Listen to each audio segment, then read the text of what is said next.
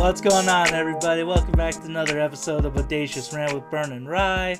Oh man, we're already over halfway through the year because June is basically over. So it's crazy how quickly this year's going by already.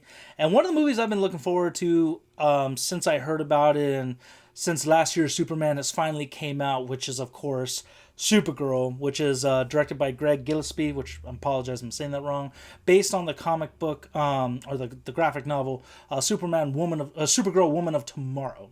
Superman, Man of Tomorrow is going to be the next sequel, but this is going to be a spoiler-free review, so we're not going to ruin it for y'all because, again, I feel like this is still one of those movies you need to see in theaters. So if you did happen to like the movie, you support our channel and everything, feel free to give us that thumbs up to show your support. And as always, ring the bell to stay up to date with notifications and just subscribe to just join our ranty community and just let's keep building a movement of fun, casual entertainment, really. So Supergirl stars one of my favorite up-and-coming actors, Millie Alcock, who the first thing I ever saw her in was House of the Dragon already 4 years ago, which she killed it in that one. And she plays Kara Zor-El, who is Superman's cousin in a kind of an interesting period of her life where she's kind of partying down and then all of a sudden her and Krypto get attacked by these space pirates, and she has to find him while joining this young little warrior to get the antidote back and also avenge Krypto and whatnot. So yeah, with this one, like I said, I was very excited as soon as James Gunn took helm of DC Studios and laid out the plot and all the stuff building up to this movie. I was really excited for it. Having watched it though, I'm not necessarily disappointed, but I'm not completely satisfied with it either. It's kind of one of those things I enjoyed this movie. I think it's solid. I definitely would ignore the haters with this one just because, leading up to me watching it, I just see a bunch of stuff online about people trashing it. I don't buy any of it after watching it. I think it's just haters wanting to hate. But there was definitely something missing from this one. Not taken away from the performances or the current state of the DCU, which is still pretty fair cinematically. We need to remind everybody, technically DC, the movies have started with Superman last year, so it's only the second year into it. But Bern, what did you think about this one? And refresh mine and everybody's memories. You did read do you remember the comic book adaptation? Did you ever read the Woman of Tomorrow at all? And if so, how is this related to the movie? Yeah, so I did read the Woman of Tomorrow comic from Tom King years ago. I think back when before this was even announced. So it was just kind of one of those things where it's like, oh, cool, they're gonna make a movie adaptation of this thing that I just read. That's pretty cool. Yeah, I mean, I would say that like I was telling you before we started doing this, that I feel like this is as much an adaptation of the Woman of Tomorrow comic as Civil War was to that comic book, where it takes the general premise and the essence and some of the themes of the story and the characters, but it kind of does its own spin on that. So there are a lot of things that are very different from this from book to screen. So I think if anyone was coming into this looking for a very direct adaptation of that comic book, I think they'll probably leave a little bit disappointed because this is not that. This is definitely its own version of that, much more scaled down. I would say that whereas that book gets very fantastical, this one keeps it a little bit more grounded in a sense. So yeah, I think where this movie really succeeded for me was, I think, in the titular character, in Supergirl. Like you, I had only really been introduced to Millie Alcock in the first season of House of the Dragon.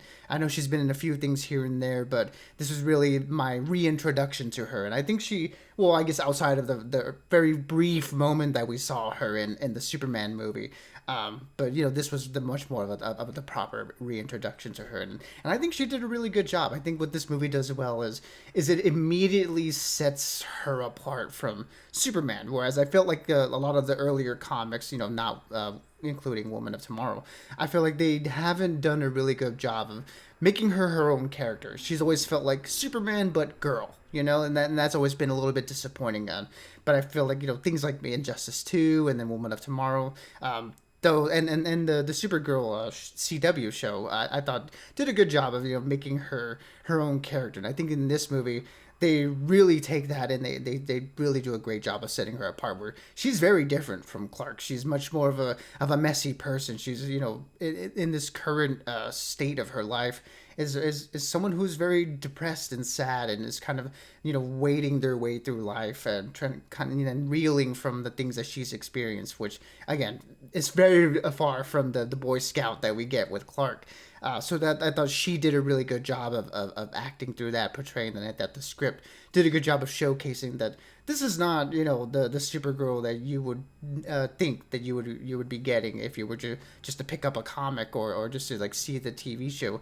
This is someone who's very different and someone who's broken, and I thought it was a very interesting introduction to her for this new DCU, and I thought gives a lot of really cool room for this character to grow. So I thought she did a really good job of that. I think a lot of the practical and the makeup effects in this movie were really cool. Reminded me a lot of like Star Wars and like Guardians of the Galaxy with a lot of different cool alien creatures. She's not as terrestrial as like Superman. This character, she's a little bit more like going across the galaxies, at least in this story. So it was cool to like see what does outer space look like in this new DCU. So I thought they did a pretty good job of establishing that. I do feel like this movie is where it does let me down. I think is in a little bit of the scripting of it all. I'm not really sure if it's either that or the editing, but it felt like we were kind of like rushing from moment to moment. Where I felt like the movie didn't really slow down and let these characters sort of like breathe a little bit. I thought when we got those calmer, those more quieter moments between Millie Alcock's Kara and Eve Ridley's Ruthie, those were the moments that felt like really shine to me. But it almost felt like it was like in such a rush to get to the next thing. I mean, this movie only does clock in at just over an hour and 40 minutes. It felt like we weren't really giving this the space it needed, and that was a little bit disappointing to me. And there were some awkward needle drops here and there where it felt like this movie felt much more like a James Gunn movie than Superman did, which is kind of weird because this one is not directed by James Gunn. But it felt like they were trying to inject those Gunnisms into here where it didn't really fit. So that kind of like bugged me a little bit in certain sequences. And as much as I really liked Jason Momoa's Lobo, I think he's perfectly cast. I think he looks like he's ripped straight out of the comics, and he portrays the character really well. He's one of those elements that doesn't really quite fit into the plot as a whole. So there were a lot of things here and there that were just like hitches in the road that kind of like kept me from thinking, oh, this movie's great. But at the end of the day, I still think it was really fun and entertaining, and I think again they did the thing that they needed to do right, which was get Supergirl right. Yeah, and like I said, I mean, I do agree with you. I think it's the editing and the scripting where, for me, the story. I like this version of Supergirl, that she's a much more mature, kind of dysfunctional person. Like, I mean, it's perfectly understandable. Like, she definitely had it harder than Clark did, growing up, where he had the Kents, he had a stable home environment, where Kara was growing up with whatever part of Krypton she had left with her dying family, essentially from kryptonite poisoning. So it's definitely, she's dealing with that PTSD like anyone would. So I really like that depiction of her. Loved her design for the suit, because my basis of Supergirl for me is from the Justice League Unlimited show, just because I don't really remember the Superman one. I didn't really watch that one too much. I was more of a Batman kid. But I like what they did with Supergirl in that show, where she was very much Superman's cousin, like, Superman but girl, but she did have a couple solid episodes in that series where she was more fleshed out. So I'm glad we got to see more of that in here. Jason Momoa's Lobo, solid character, very fun. I was kind of expecting him to be a little bit more like obnoxious and outgoing. This one's definitely more like badass biker dude, which is cool. I'm not complaining about that, but yeah, he just didn't have that power, like that star power of like kind of like with the Justice Gang, which I hate to say that name because I agree with Hawkgirl and Superman. That's just an awful name. But like what they had in Superman's movie. So I just feel like the writing, it kind of shoehorned Lobo and then that character Ruthie, who's the young warrior that joins her. I feel like they were kind of shoehorned in here just to kind of pad on to it when it could have just focused on Supergirl and Krypto, and I think it would have been just fine. I do love I was talking about this the other day or yesterday, but I do love the design for the aliens and the makeup. I was actually getting some Mass Effect vibes here and there. Like if Craig Gillespie wanted to do like a live action Mass Effect, or the creative team behind this would be the ones I would go for because it was all pretty on point. But yeah, I just feel like it was a little too by the numbers like story where, it's like that typical adventure of like I have to go save someone, I have to go do this and come on back. So it was just all right. I hate to say it, but Superman is definitely the better of the two so far.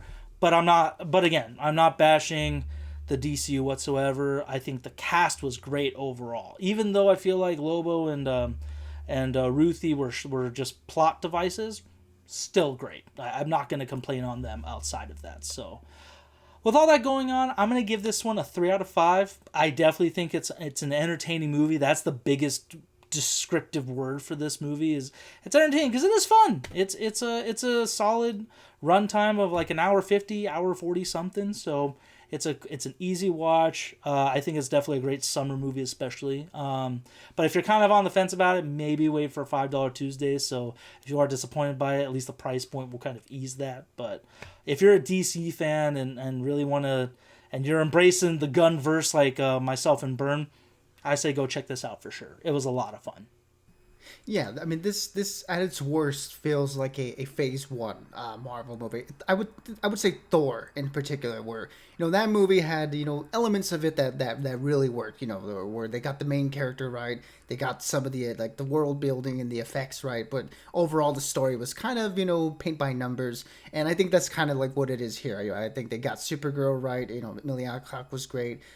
Eve Ridley as Ruthie was interesting. I think to me at least. I think you can't have a Woman of Tomorrow adaptation without that character. So I thought she did a really good job of it, even though the script could have given her a little bit more interesting things to do, which is the same for Jason Momoa's Lobo. I think aesthetically and performance wise great, but was much more eye candy than servicing to any sort of like real like narrative meat, which is a little bit disappointing. But I think the potential for him in the future is there for sure.